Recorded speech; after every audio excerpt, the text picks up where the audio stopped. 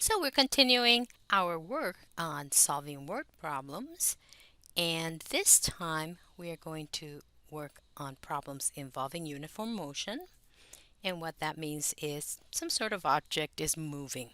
Notice that our table looks somewhat similar to the table that we've been using in our previous videos.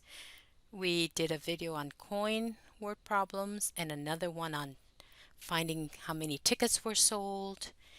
And then we did a video on mixture problems where we were mixing different quantities together to come up with a new mixture.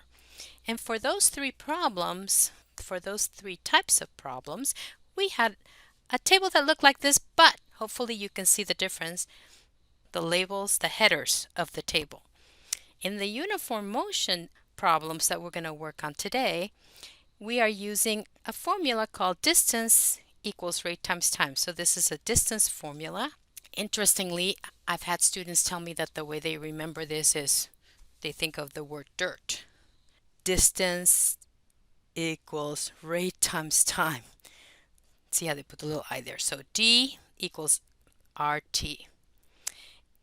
And we're going to use that information in our word problems today. So notice that our table has new headings. It has a rate heading, a time heading, and a distance heading to match our dirt, so to speak, formula, right? Okay, so look at the first example. And here we have Lorena walking a path around the park in 30 minutes. If she jogs, it takes her 20 minutes. The jogging speed is 1.5 miles per hour faster than her walking speed.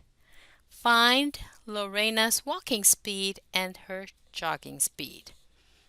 Okay, so again, first thing that I want you to think of is what are we been asked to find? And we've been asked to find Lorena's walking speed and Lorena's jogging speed. You see that? Look at the headers in our table. We have rate, time, and distance. Which of those three is speed? And if you thought of the word rate, you're absolutely right. And one of the ways to think about that is the units are miles per hour, and that's like a rate. That's like a division, miles per 1 hour, okay? We need to find two different speeds for Lorena. They're not equal. We're using one variable, so we need to let our variable represent one of the two speeds. And which one should we use? Well, let's look at what we know about the two speeds. We know that her jogging speed is 1.5 miles per hour faster than her walking speed. So that means that we know something about her jogging speed, but nothing about her walking speed, which means that we're going to let our, shall we use S for speed? Let S be Lorena's walking speed, because we don't know anything about that. And Lorena's walking speed, in what units are they? They are in miles per hour. Okay, and that's going to be important in a few minutes. That's why we're writing it in. All right, and then so that's her walking speed. We're going to letting S be her walking speed. Then what expression can we use for her jogging speed? Well, since we know that her jogging speed is 1.5 miles per hour faster than her walking speed, that's given to us, then we're going to write S plus 1.5 as Lorena's jogging speed. And that's also in miles per hour. Okay, so let's look at the table right now. What's happening? There are two events happening. She's walking and she's jogging. And then the first column asks about her rate. And so her rate, isn't that her speed? It is, isn't it? The rate is the speed. And so her walking speed, we said, is going to be the variable S, and her jogging speed is this expression S plus 1.5. Okay, so that's good. Now, what's her time? Well, we know that she walks for 30 minutes and she jogs for 20 minutes. Have to be careful here because what units did we use for speed? We used miles per hour, right? So that means that our time has to match. The units have to match. So we have to change these 30 minutes, these minutes to hours. And how do we change minutes to hours? We divide by 60. Okay, so 30, let's put it here. Time has to be in hours, and we have 30 over 60, which reduces to the fraction 1/2. And then that's her walking time. And then her jogging time is 20 minutes, so 20 out of 60, that reduces to 1/3. Then I got to look over here at this rate where I have this decimal. Do you see this over here? We want to kind of keep that consistent, and if we're going to use fractions for the time, then let's change this to 1.5 is 1.5, isn't it? And 1.5 is the improper fraction 3/2. So I'm going to change that to fractions so that everything's in fractions. Okay, and then the distance that Lorena walked is, we are going to calculate that by multiplying rate times time. So that will be 1/2, that's the time, times s, which is the rate. So that's her distance. Distance equals rate times time, using that dirt formula, right? Okay, and then for jogging, she's got 1/3 for her time, and then we're going to put this in parentheses, and it's s plus 3/2.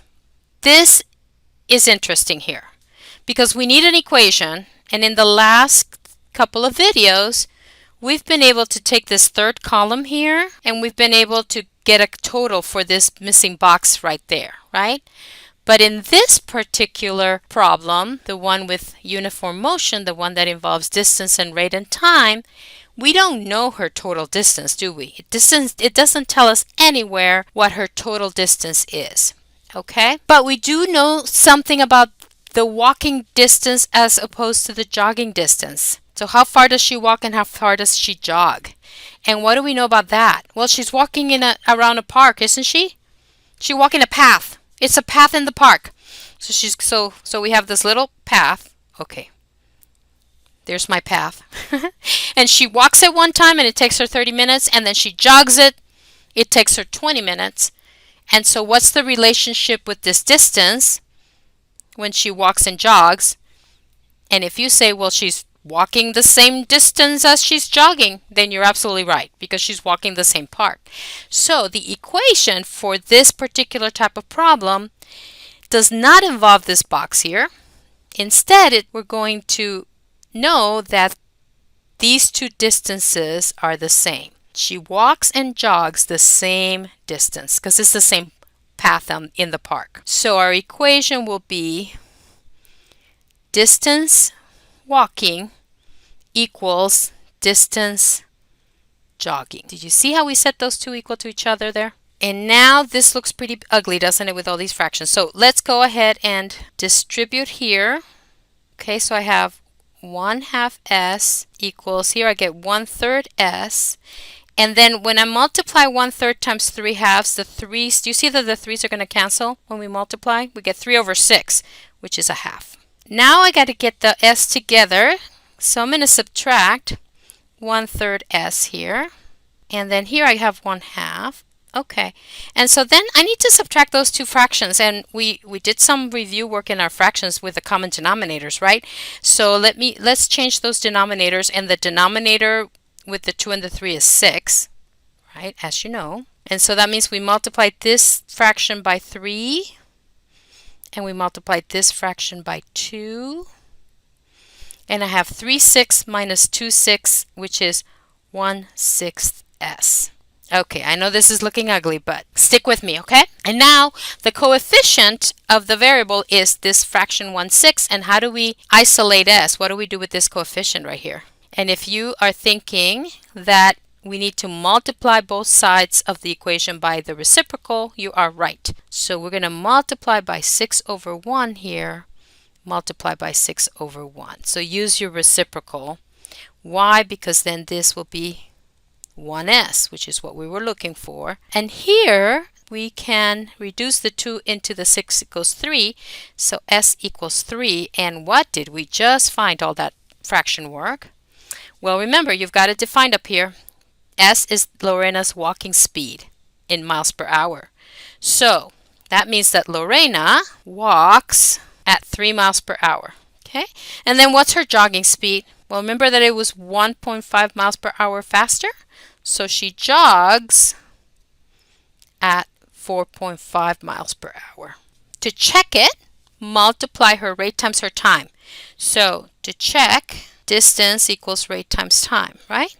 So we have here 3 times a half of an hour. So she is going to walk 1.5 miles, right? 3.5 miles.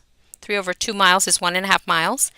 Jogging, she's got 4.5 miles per hour, which is the same as 9 halves, isn't it? 9 over 2. Half of 9 is 4.5 times 1/3. Those are 1/3 of an hour for her jogging. And then notice how here we also get 3/2 miles. So that checks. These two are the same. And our conclusion again, she walks at 3 miles per hour and she jogs at a rate of 4.5 miles per hour. Okay, so here we are. We are at next problem. Let's read it. 2 buses go from Sacramento to San Diego. The express bus makes the trip in 6.8 hours and the local bus takes 10.2 hours for the trip. The speed of the express bus is 25 miles per hour faster than the speed of the local bus. Find the speed of both buses. So we are asked to find the speed of both buses. Is there one speed we know nothing about? Here's what we know about the speeds. That the speed of the express bus is 25 miles per hour faster than the speed of the local bus. So that tells me that we know nothing about the speed of the local bus, right?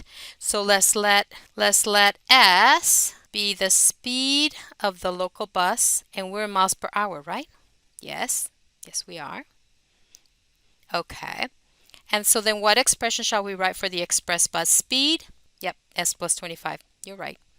Speed of the express bus.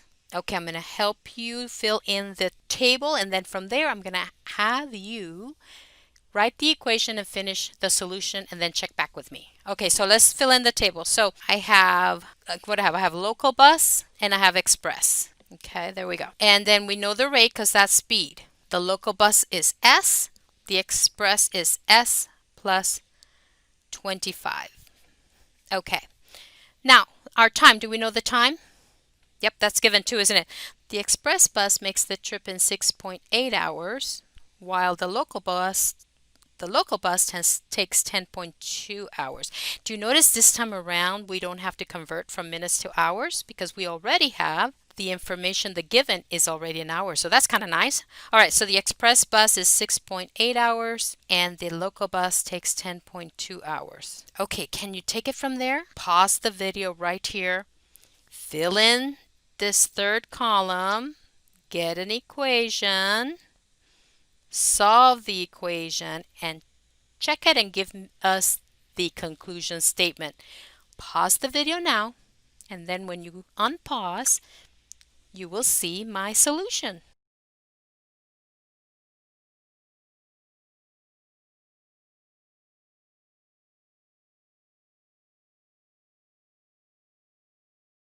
Okay, so here are the expressions for the distance, 10.2 s, and then 6.8 times s plus 25.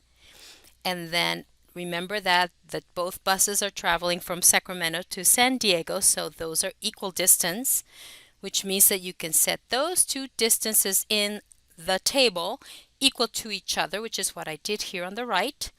And then we distributed the 6.8, subtracted the 6.8s from both sides so that we could get the two s terms together. Then we have 3.4s equals 170 divided by 3.4. I didn't write it in, but we did this division. And we got s equals 50 miles per hour, because remember s is the speed of the local bus in miles per hour. So that means that 75 miles per hour is the speed of the express bus, right? S plus 25. Then I came over here on the left-hand side and I did my check. I figured out the distance from Sacramento to San Diego by multiplying 10.2 times 50 on the left, which was my 10.2s. So I got 510 miles. And then on the right, 6.8 times 75 also gave me 510 miles, which means that our answers check. And here is the conclusion statement. And I hope you got this all right.